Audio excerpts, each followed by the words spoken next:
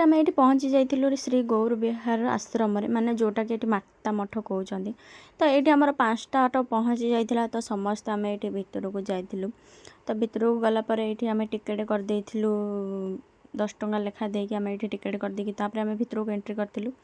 तो ये भी बहुत सुंदर सुंदर मूर्ति स्टार्टिंग रो थिले। तो ये भी आम पहुँचला बेलू पहाड़ पड़ता। तो ठाकुर भी माने देखिपार नथिलु।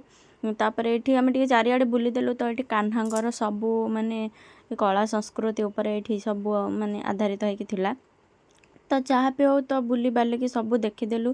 तो यहाँ हूँ मीटिंग जगह माने ये जहाँ भी फंक्शन हुए तो फास्ट ये बसिक सब मीटिंग करती। तो तापर ये आम सागर मंथन देखी। तो माने समुद्र मंथन जोटा कहते। तो ये गोटे हनुमान मूर्ति बड़ मूर्ति ताकू भी देखी। तो ये श्री चैतन्यर भी गोटे बड़ मूर्ति था। तो देखी। तापर ये ठाकुर आलती होता। तो आम समस्त पलि आलती देखा। तापर आम ये बाहरी जाइलु माउसी माँ मंदिर। तो सेठी माउसी माँ मंदिर भी बंद थिला, किछि काम होथुला भितर। तो तापर ये आम माउसी माँ संगे फोटो उठे देकी पलि आसलु आम रूम को। तो नेक्स्ट आम कौटिक गलु मो नेक्स्ट वीडियो रे कहबी।